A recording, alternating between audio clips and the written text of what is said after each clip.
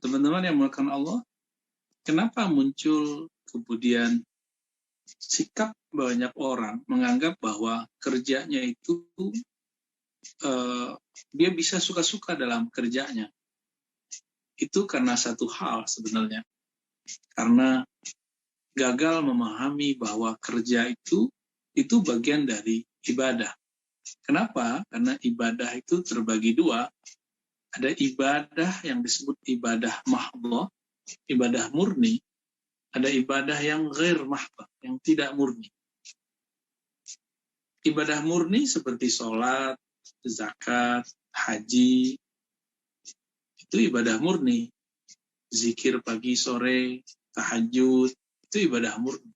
Dan sifatnya ritual. Ada ritual pribadi, ada ritual sosial seperti sedekah. Itu ritual aja.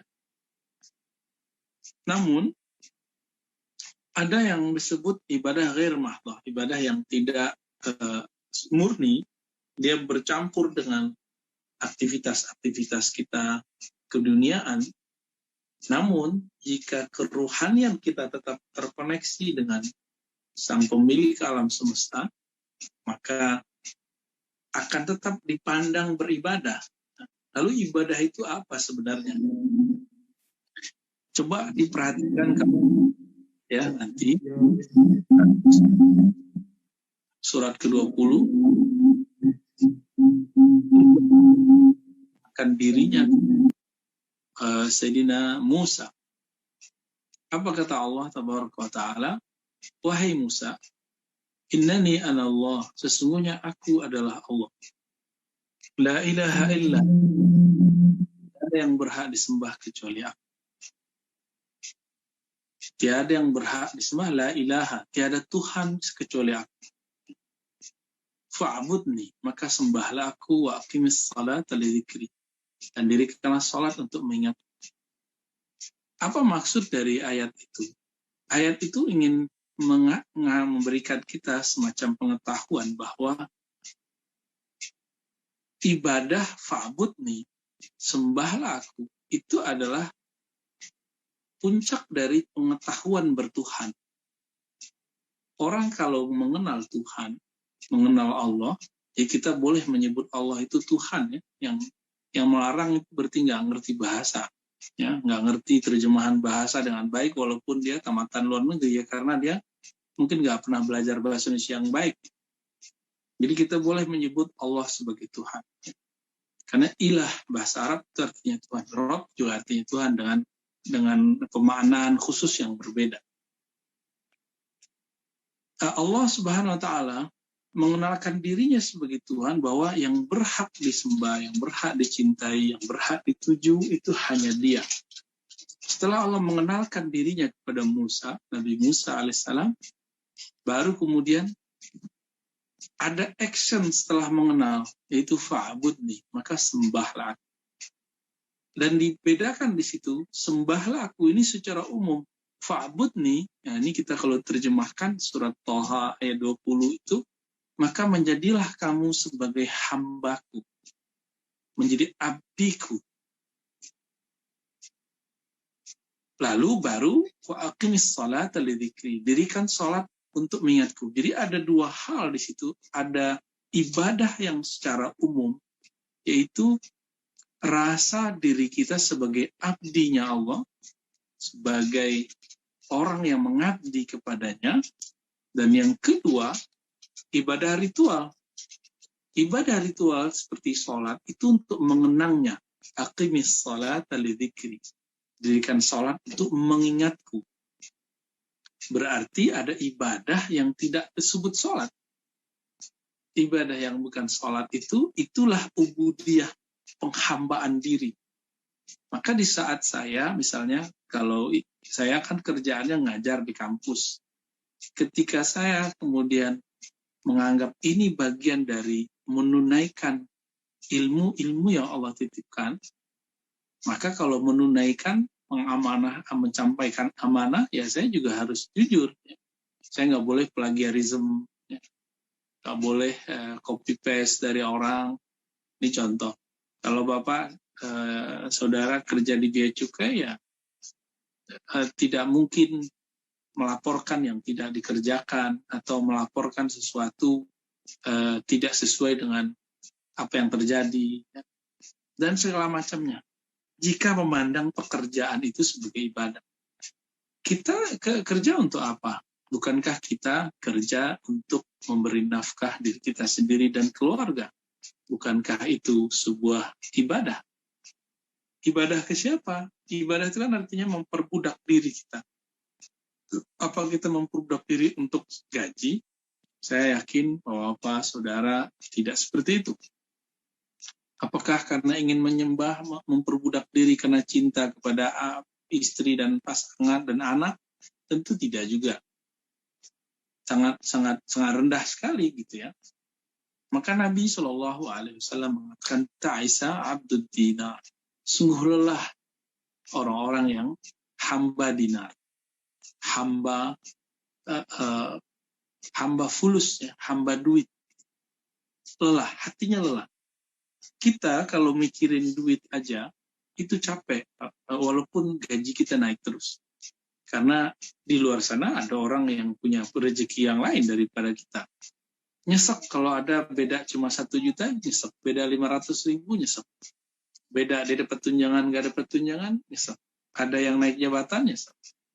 Dan segala macam. Bahkan ada yang nyesek karena kawannya ikut melakukan mungkin semacam korupsi, dia nggak korupsi, itu karena merasa, wah saya nggak dapat nih, itu bisa nyesek. Ta'ibah abdina. Sungguh lelah orang-orang yang menjadi abdinya harta, abdinya duit, abdinya gaji. Jadi kalau kita kerja, jangan kemudian jadikan pekerjaan itu kita sebagai budak pekerjaan, ya. Jadikan pekerjaan itu pada hakikatnya adalah tugas kita mengurusi bumi, karena itulah titah Allah SWT. Inni ja'ilun fil ardi khalifah. Sungguh aku hendak menjadikan bahwa manusia sebagai pengurus di bumi. Ya, Bapak Saudara yang dimuliakan Allah. Jadi bagaimana cara untuk menumbuhkan itu? Seperti yang kita sebutkan dari penjelasan awal dari surat Thaha ayat 14 tadi, surat 20 ayat 14, maka kenalilah Allah. Allah Subhanahu wa taala menyebut dirinya dengan nama Allah, Innani, sesungguhnya aku adalah Allah. Tiada ilah, tiada yang berhak disembah, tiada Tuhan kecuali aku. Ya. Maka kalau diartikan secara luas, la ilaha, ilah itu Bapak Saudara yang makan Allah, ilah, ya, yang dituju, yang disukai, yang dicintai, yang kita berbuat untuk dia, mempersembahkan semuanya untuk dia, itulah ilah. Nah, ilah kita bukanlah jabatan kita tentunya, bukan atasan juga. Atasan itu mekanisme aja. Kita punya Tuhan yang paling abadi, yang paling tinggi, yaitu Allah Subhanahu wa Ta'ala. Bapak Saudara yang dimuliakan Allah,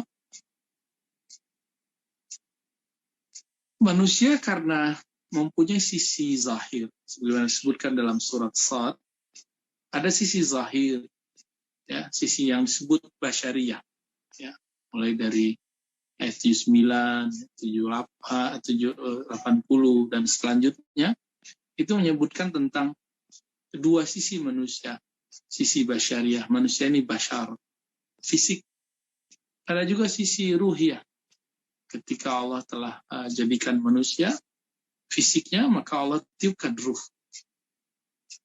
Lalu yang bisa merasakan, dilihat, diperhatikan, yang merasakan kalau dia bekerja itu ibadah, itu sebenarnya sisi ruh, sisi yang di dalam ruh, yang ruh yang Allah titipkan itu, yang tiupkan oleh Allah SWT.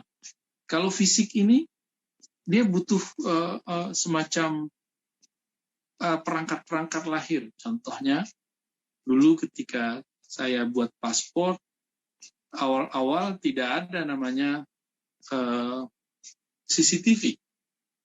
Karena tidak ada CCTV, Jadi pegawainya berbuat dan melakukan sesuatu lebih bebas. Dia berhenti sebelum jamnya, menerima tanpa antrian, dan segala macam. Ya. Tapi ketika kita kemudian setelah 5 tahun ingin baruan paspor, saya sebenarnya sudah hampir telat karena ngurusnya pada bulan puasa. Datangnya waktu itu saya jam 2:30, seharusnya sudah mulai tutup istirahat mereka karena bulan puasa. Tapi karena tidak ada peraturan yang mengatur khusus mereka tutup jam berapa itu, CCTV ada di sudut-sudut setiap ruangan. Akhirnya apa yang terjadi? Saya tetap diurusin, ya. Saya tetap diurus.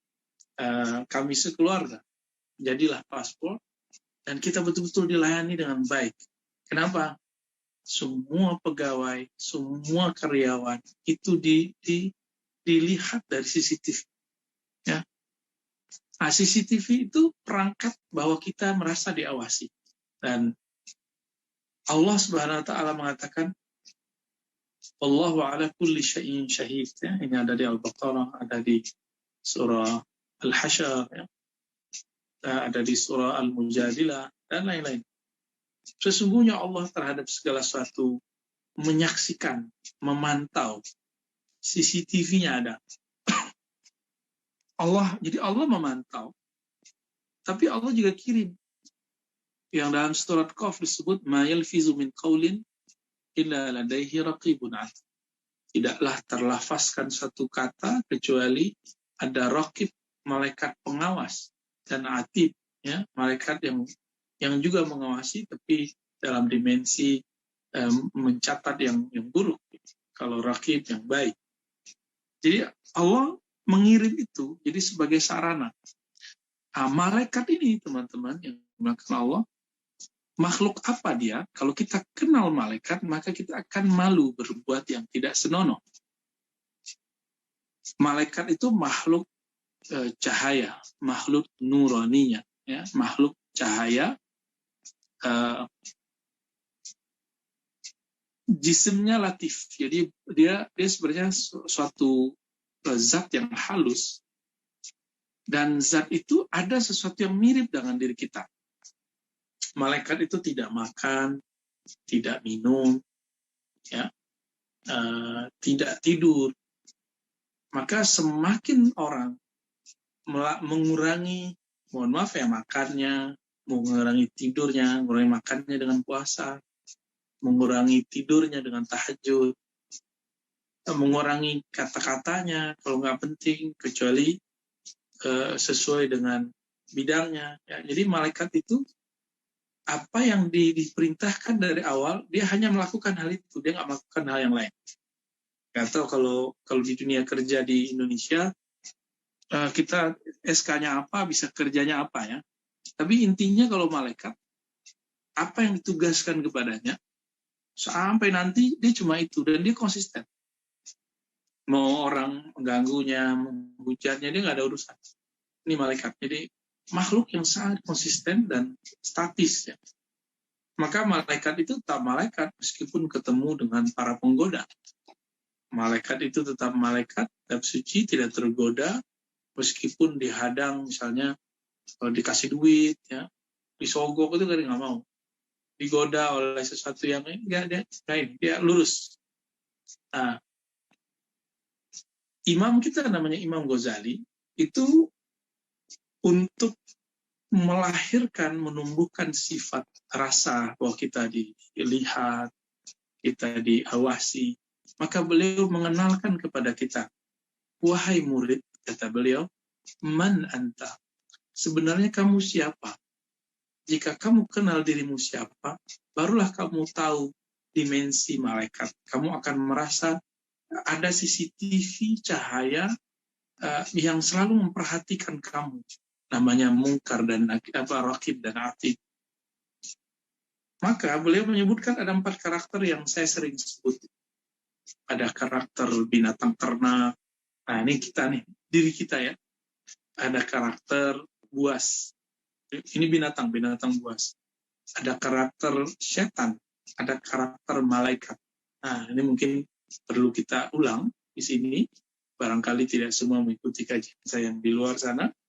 Ini diambil dari kitab beliau, Kimia Us-Sa'adah, inti kebahagiaan. Mau bahagia, mau mendapatkan rahasia kebahagiaan hidup di dunia dan akhirat, coba pahami bab ini. Kata Imam Ghazali, kamu itu siapa? Ternyata kamu itu, kita ini, ya, itu ada 4 unsur dalam diri kita. Unsur jiwa kita, ya, untuk bukan rohani. Pertama, sisi binatang ternak. Apabila seseorang tidak melatih sisi ini, maka kalau binatang ternak ngapain kerjanya? Makan, minum, kawin. Ya. Makan, minum, kawin. Makan, minum, kawin, tidur. Makan, minum, kawin, tidur. Maka orang yang punya karakter ini dan karakternya dominan, dia akan menyembah, mempertuankan siapa saja yang mampu memberikannya layanan makan, minum, kawinnya lebih banyak. Ya. Berarti urusannya fulus. Urusannya tidak hanya fulus, tapi syahwat. Jadi orang-orang ini akan menyembah dalam tanda kutip, akan mengikuti, akan patuh sekali kalau dia ketemu orang yang bisa memenuhi hasrat dia sebagai manusia yang berkarakter binatang ternak.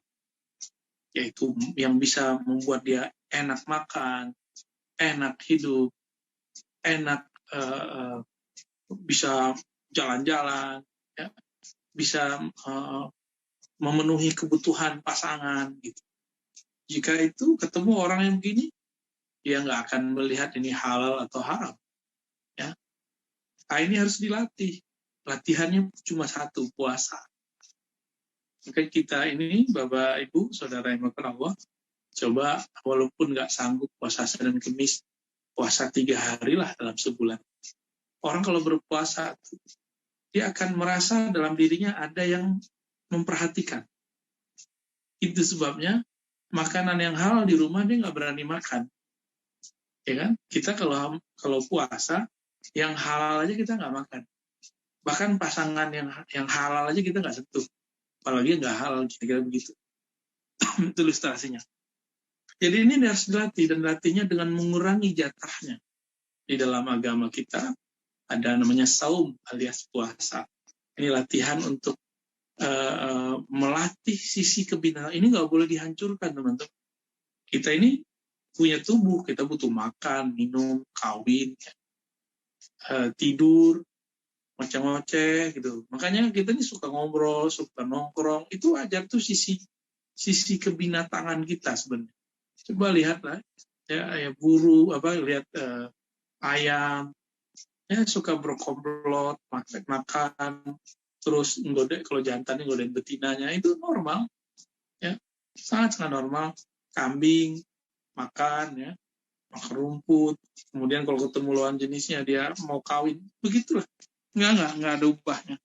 Kalau kita hanya memperhatikan diri kita yang mempunyai hasrat, keinginan, kebutuhan tadi, kita nggak ada bedanya dengan binatang ternak.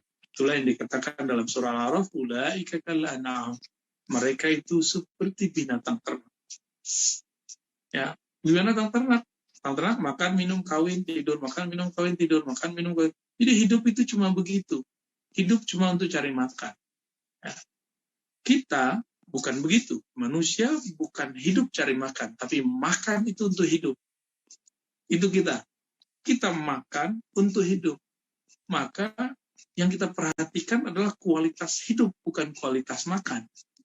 Nah, ini kalau orang sudah memperhatikan kualitas hidupnya, bukan kualitas sekedar makannya saja, kuantitas makannya, maka dia akan mulai hati-hati dalam menerima, mendapatkan apa saja dari makanan, minuman yang dia peroleh. Nggak mungkin orang ini ngambil sesuatu yang masih remang-remang, ya, syubhat, nggak mungkin. Dia pasti ngambil yang halal. Innal halala bayyin wa innal harama bayyin. Halal jelas, haram jelas, nggak mungkin. Nggak mungkin dia mengambil sesuatu yang haram, nggak mungkin. Ya. Dan yang kedua, ada karakter namanya karakter sibaiyah, karakter hewan buas. Nah, hewan buas ini kalau binatang ternak, urusannya jangan coba ambil makanan gua, gitu ya. Tapi kalau binatang ternak berebut itu nggak ada masalah. Jika sampai pada karakter sibaiyah ini, maka yang tadi jangan sampai coba ambil lapak saya, gitu. Ambil lapak saya, ambil bagian saya tendang, saya sikut. Jadi yang kerjanya nyikut, yang kerjanya mau menguasai, yang kerjanya kemudian ingin tampil seperti pahlawan, ya, ingin kemudian terlihat lebih dominan, itu karakter sibaiyah. Ingin dominan, kayak berjasa, gitu. Pada jasanya gitu-gitu aja. Show up, ya. Ingin terlihat hebat. Orang-orang ini, dia kadang menutupi kelemahan dalam dirinya. Dia punya banyak kelemahan dalam dirinya, dia tutupi dengan ketegasan, kekerasan. Hati-hati di bab ini. Ya. Orang seperti ini, itu nggak terlalu doyan juga dengan tadi ya, kuantitas makan.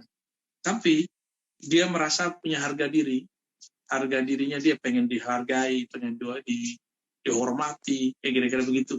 Ya, kalau nggak dihormati, saya sikut, saya tendang, saya injek. Ini karakter sibaiyah.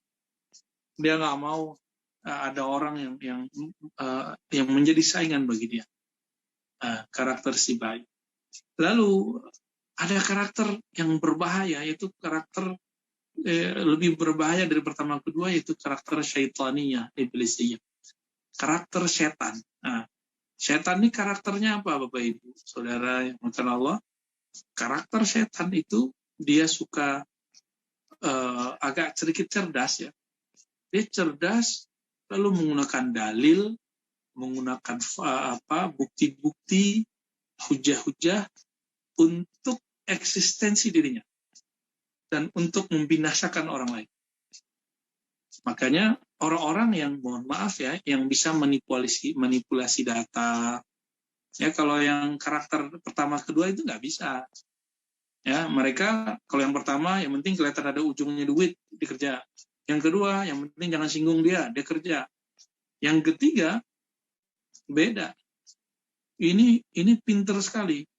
Udah akumulasi pertama kedua, tapi dia punya kecerdasan. Jadi karakter syaitaniyah ini karakter cerdas tapi jahat. Cerdas tapi jahat, maka dia manipulasi data. Dia kemudian berani melaporkan laporan yang fiktif, ya. Dan itu di semua lini orang bernegara, katanya ngabdi ke negara, ternyata memperkaya diri sendiri. Mulai dari mahasiswa, BEM, ya, dulu ada Senat, sekarang ada Senat. Itu mahasiswa udah berani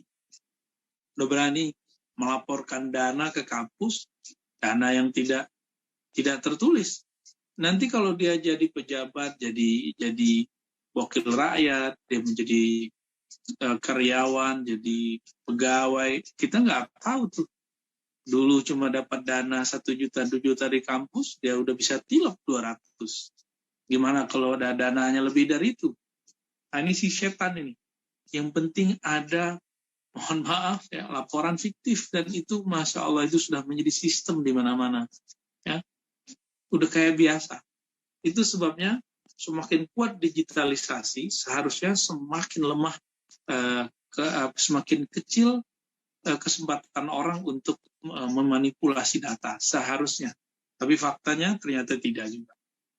Jadi kalau ada orang bertanya, kenapa di Barat seakan-akan lebih jujur? Ya karena mereka sudah by digital.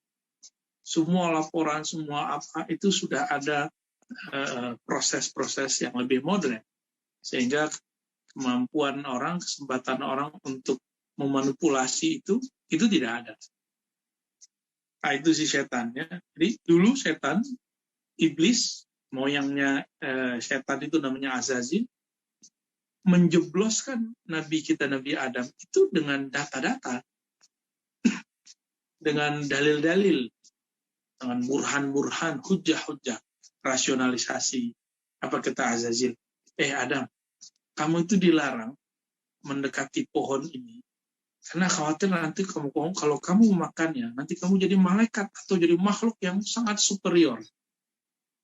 Disebutkanlah data-data oleh Azazil. Oh, Nabi Adam kemudian mikir juga, iya juga ya. Maka terpedayalah seorang nabi bisa terpedaya. Sebenarnya ukuran seorang ini nggak ada masalah. Kenapa? Setan, iblis itu membawa data-data asli semua. Tapi kemudian data itu dia giring dengan opini dia, karena dia nggak mau terusir dari surga sendiri, ya. Dia mau terusirnya bareng-bareng. Ya. Nah, ini karakter setan. Nggak mau hancur sendiri, dia mau hancurin juga orang lain. Jadi kalau kita punya karakter seperti ini berarti karakter setan luar biasa, karena ada kecerdasan, ada kemampuan, lalu ada akses kepada data-data. Data itu disebut hujjah dalam bahasa agama. Terakhir itu ada namanya sisi malakiyah. Sisi diri kita ini mirip dengan malaikat. Seperti yang saya katakan tadi, malaikat itu kalau disodorin makanan, seperti kejadian pada Nabi Ibrahim. Nabi Ibrahim didatangi oleh beberapa laki-laki yang keren, yang gagah. Sepertinya kalau makan kayaknya lahap. Ternyata nggak dimakan. Baru beliau sadar, Nabi Ibrahim baru sadar tamunya bukan seorang manusia. Tamunya ternyata seorang malaikat. Jadi di Quran itu biasa diceritakan bahwa Nabi siapa ketemu sosok malaikat dalam rupa orang. Teman-teman, sampai hari ini itu akan terjadi. Siapa tahu ya ada malaikat ya, menyamar jadi apa ya. Nanti datang ke tempat kerja Bapak, Saudara. Tapi kita nggak ngeh, karena yang diuji sir kita, ya, batin kita yang bisa menangkap ini atau tidak. Atau siapa tahu ada wali Allah datang mengurus satu barangnya, tahu-tahu dia merasa dizolimi. Tunggu aja. Kalau wali merasa dizolimi, tunggu Allah turun tangan. Ya. Nah, sisi malaikat ini karena dia statis, dia tidak terganggu, dia tidak punya obsesi, dia datar sekali. Dia melakukan tugasnya apa, ya udah tugasnya aja. Plong, lurus. Ya. Orang ini kalau punya karakter malaikat, sebagaimana malaikat ini nggak tidur, malaikat itu nggak makan, nggak minum, dia hanya melakukan tugasnya, maka orang-orang yang sampai kepada karakter malaikat, setelah dia membersihkan dan mengendalikan 3 karakter awal, maka disitulah dia merasa diawasi. Jadi bagaimana caranya supaya kita mendapatkan karakter kemalaikatan itu? Caranya pertama latih sisi hewan ternak kita, ya, dengan cara puasa. Kalau makan itu lagi enak-enak ya, coba dikurangi sedikit. Kemudian karakter buas itu dikurangi dengan menekan emosional dan ego. Jadi jangan merasa superior, jangan merasa paling pantas dihargai. Kenapa kita kalau ketemu orang pengen disapa duluan? Nah, itu karakter sibaiyah, itu karakter binatang buas. Coba itu dilawan dengan cara menyapa duluan. Ya, sapa duluan, senyumin duluan, dan lain sebagainya. Lalu untuk menetralkan karakter syaitoniyah ini dengan cara apa?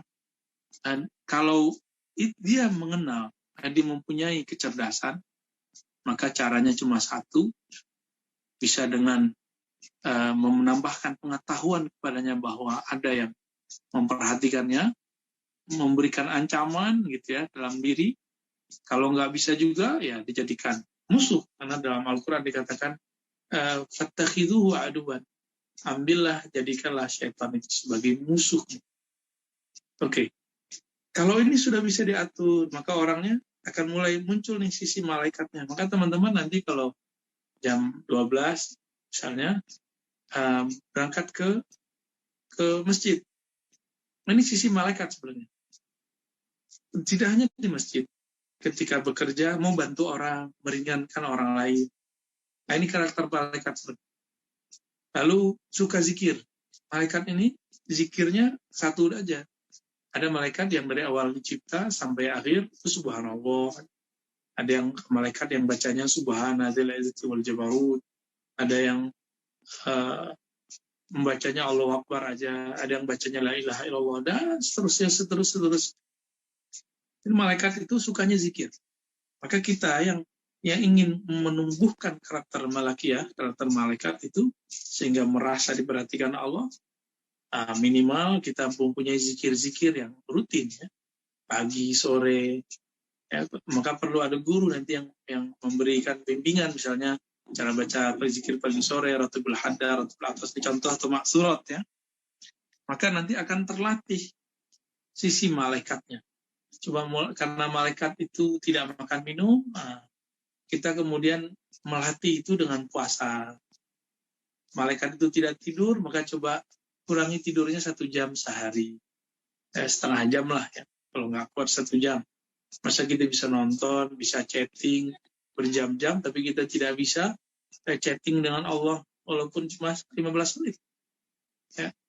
Kita bisa nonton bola 90-an menit sama komentar-komentarnya kita dengerin. Tapi kita kok nggak bisa menonton sisi diri kita yang sedang bertarung dalam diri kita dalam bentuk apa yang disebut muhasabah atau kontemplasi renungan, walaupun sesaat. Ini kan tidak adil. Ya, jadi kita mengkampanyekan keadilan, tapi kita sendiri nggak adil kepada diri sendiri. Porsi-porsi tadi kita nggak berikan. Baik, kira-kira itu Pak Taufik. Semoga ini bisa menjadi renungan kita, terutama saya pribadi dan kita semua. Semoga muncul karakter malakiyah, kemalaikatan. Kalau sudah di sini, tinggal masuk kepada karakter rohani, maka semua aktivitas akan menjadi ibadah. Kalau aktivitas semua jadi ibadah, saya nggak mungkin sholat itu korupsi. Misalnya kalau nggak ada orang perhatikan saya sholat zuhur, yaudah saya sholat 2-3 rakaat aja atau 3,5 rakaat, kan nggak ada. Sama, kalau saya menjadikan kerja itu sebagai ibadah, saya nggak mungkin menguranginya, menambah-nambahkannya, atau mengambil keuntungan pribadi di dalam. Tidak mungkin. Wallahu a'lam bishawab. Saya kembalikan kepada Pak Taufik. Subhanallah, terima kasih pada beliau Abuya yang sudah menyampaikan materi kajiannya pada pagi hari ini. Selanjutnya kami persilahkan kepada rekan-rekan apabila ada yang menyampaikan pertanyaan, silakan kami buka untuk menyampaikan pertanyaan.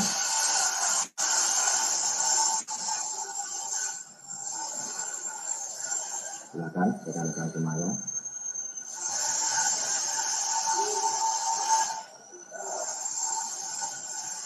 Mungkin ada yang menyampaikan tanggapan ataupun pertanyaan, atau mungkin tips-tipsnya lagi dari beliau Buya Ar-Razi Hasyim terkait dengan bagaimana kita bekerja dengan lebih baik.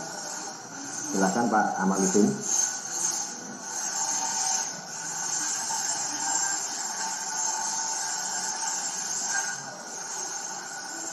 Pak Amal tadi mungkin mau bertanya, silakan. Malam baru sekarang ini, siang ini jalan saja ya. Oh? Halo Pak Amal. Pak Amal. Malam baru sekarang, Bu. Bisa loh. Hah? Jalan tinggal satu.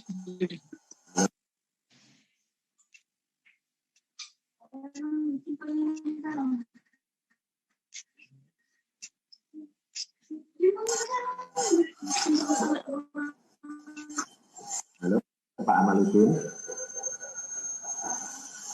Pak Amal. Dia ini mungkin pertanyaan dari saya pribadi terkait dengan tadi apa yang sudah disampaikan.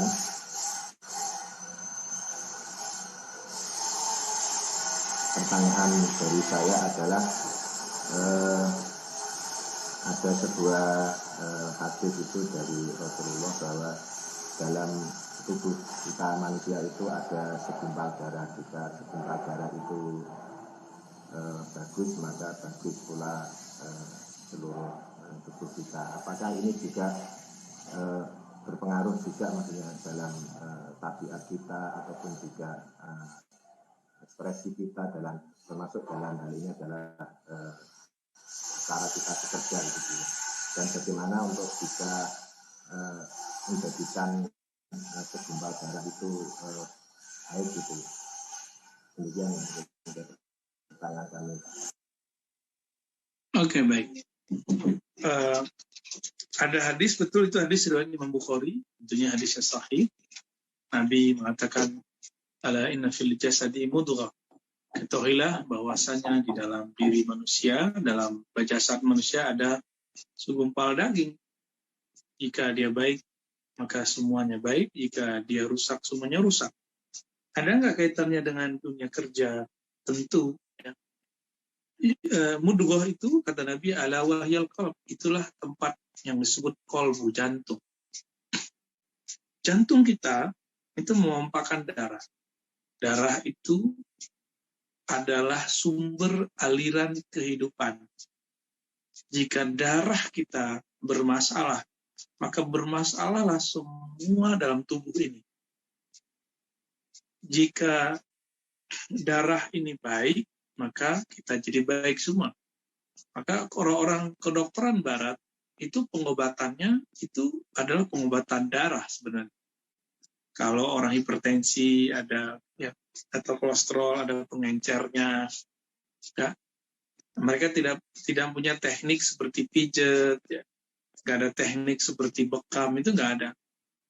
Ya, itu teknik kita, teknik dari, jadi Nabi Muhammad dikasih tahu oleh Jibril, ihtajimu ya Muhammad, berhijamah, berbekamlah ya Muhammad.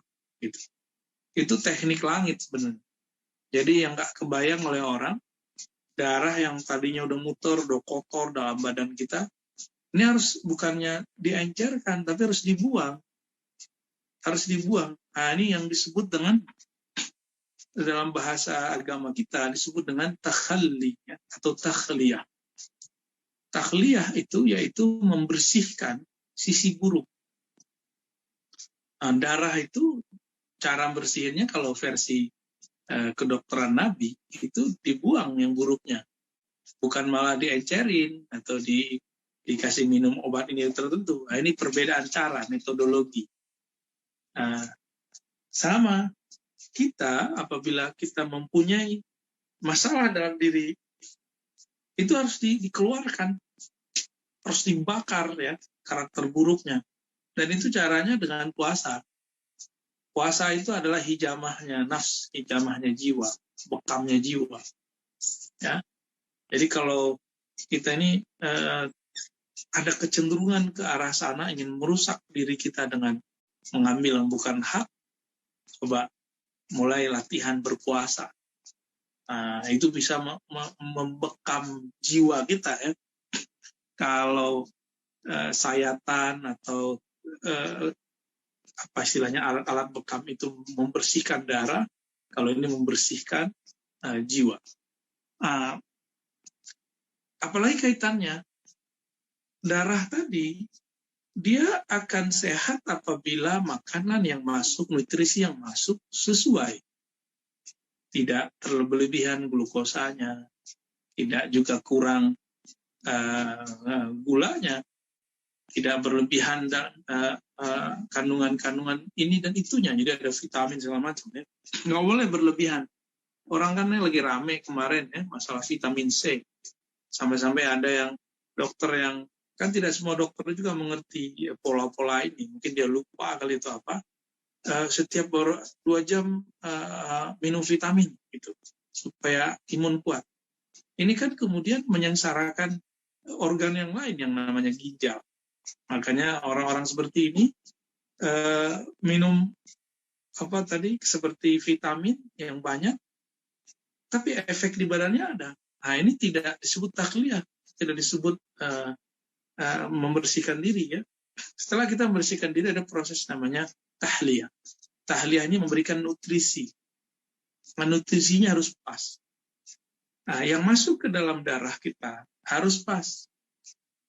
Tidak boleh berlebihan di vitamin apa, sama ruhani kita, jiwa kita juga begitu. Dia harus mendapatkan ilmunya proporsional. Ya, pengetahuannya harus oke. Walaupun kayak Pak Taufik tadi misalnya tidak hafal misalnya slogan-slogan tidak masalah, tapi maknanya sudah di hati gitu. Nah, itu lebih penting daripada orang menghafalkan teks, menghafalkan kaidah-kaidah, tapi dia sendiri tidak menghayatinya. Jadi hadis tadi berkaitan juga dengan proses tahliyah, nutrisi ruhani, nutrisi jiwa, nutrisi darah. Dan ada hal yang menakutkan. Sekali saja darah ini terisi dengan sesuatu yang syubhat atau yang haram atau yang nggak jelas hukumnya, maka dia akan masuk menjadi satu energi buruk di dalam darah. Tapi energi buruk ini dia narik terus. Jadi sekali saja masuk yang haram, maka si darah ini akan minta temannya. Temannya yang haram lagi, yang haram lagi, yang haram lagi. Begitulah, nggak ada ujungnya. Nah, kalau syubhat, ciri-cirinya orang yang makan syubhat ini kan nggak jelas halal haram. Itu orangnya akan suka ragu.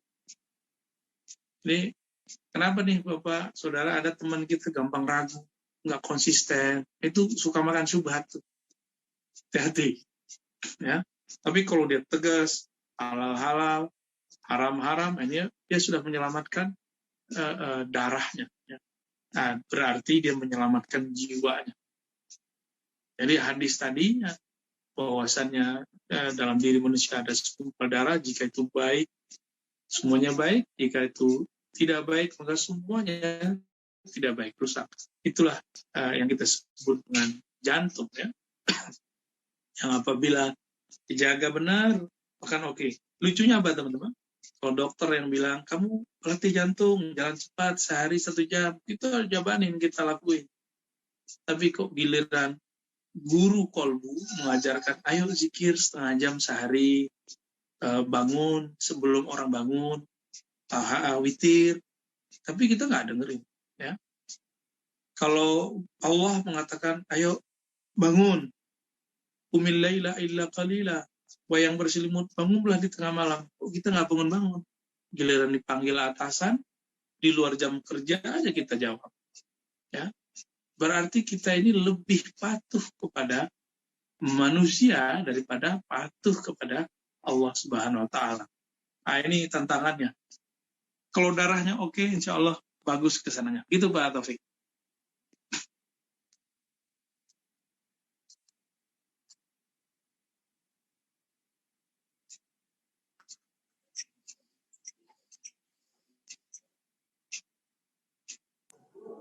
Terima kasih atas jawaban yang sudah disampaikan.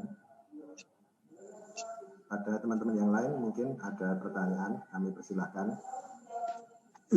Ingin bertanya Pak Romano. Bertanya. Pak, Izin bertanya. Izin bertanya Pak. Amaluddin. Izin bertanya Pak. Pada Pak Amaluddin lebih dahulu, kami persilahkan. Ya, assalamualaikum warahmatullahi wabarakatuh. Dari Pak Amal. Waalaikumsalam. Silakan Pak Amaluddin. Ya, assalamualaikum. Waalaikumsalam. Ya, assalamualaikum warahmatullahi wabarakatuh. Mohon izin Bapak, mohon maaf kameranya saya matiin karena lagi di kampung, sinyalnya lagi tidak stabil. Jadi izin Ustadz, saya mohon pencerahan. Kebetulan kan kita itu bekerja di lembaga keuangan ya. Ada beberapa paham yang mengatakan bahwa kita kan salah satu lembaga pajak, pemungut pajak, bea cukai seperti itu. Cerahan terhadap pekerjaan kami, Ustaz. Baik. Terima kasih. Assalamualaikum warahmatullahi wabarakatuh. Assalamualaikum warahmatullahi wabarakatuh. Iya, ada kesalahan orang menerjemahkan hadis tentang bea cukai atau pajak ya. Jadi satu riwayat, dulu saya pernah mengkaji itu agak lama, karena saya juga sering ngisi kajian di lembaga perpajakan yang ada di sekitar Jakarta ya. Lalu ada yang bertanya sama dengan Bapak ya. Satu situs dulu kita baca, dan itu dikirimin teman juga, bahwa Nabi bersabda, tidak masuk surga pemungut pajak, kan gitu. Gitu ada hadisnya. Ternyata kita cek teks Arabnya, di masa Nabi kan belum ada pajak, Pak. Nabi itu nggak pernah punya kebijakan namanya pajak. Maka ketika Nabi mengatakan, jika ada hadis yang diterjemahkan tidak masuk surga orang-orang yang memungut pajak, kita cek hadisnya nggak berkaitan. Ya. Yang dimaksud di hadis itu adalah pemalak. Tidak masuk surga para pemalak. Gitu. Itu ada hadisnya emang. La yadkhul jannah, tidak masuk surga para pemalak. Ya mohon maaf, ini kan di tepi jalan kalau ada yang berdagang, kan ada yang malakin tuh. Benar nggak? Orang kaki lima hidupnya udah susah, lalu ada yang malakin. Nah, orang-orang ini dia memalak sesuatu bukan milik dia. Itu jalan bukan punya dia, trotoar bukan punya dia, tanah bukan punya dia, tapi alasannya uang keamanan. Itu pemalakan, dan itu di hadis ada hadisnya, la yadkhul jannah, tidak masuk surga.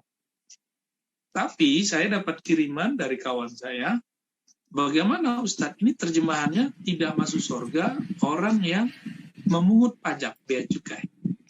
Ya, kita kasih tahu ke mereka bahwa terjemahannya salah. Karena bea cukai atau pajak bahasa Arabnya kharaj. Materi komiknya bisa di fix. Kalau tadi itu ya. Apa bahasa Arabnya? La yadkhul jannah sahibu maksin. Nah, itu bahasa hadisnya. Nah, itu lafaz hadisnya. La yadkhulul jannata sahibu maksin. Ini baru ingat nih hadisnya. Tidak masuk surga sahib, orang yang maksin. Maksin jadi bahasa Indonesia suka maksa. Memaksa.